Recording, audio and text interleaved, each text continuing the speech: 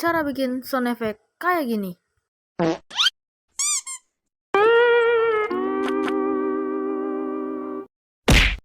Langsung aja kita ke tutorialnya. Oke, untuk caranya itu kalian cari dulu nih, kalau kalian udah punya My Instani nggak usah perlu download lagi ya. Nah, caranya itu kalian cari Google, ketik My Instani cuy ya.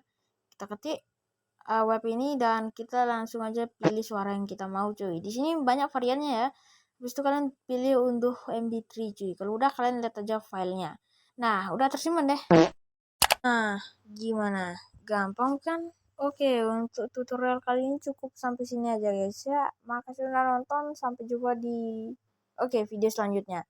Kalian kalau udah tahu jangan lupa follow dan bagikan ke teman kalian guys ya.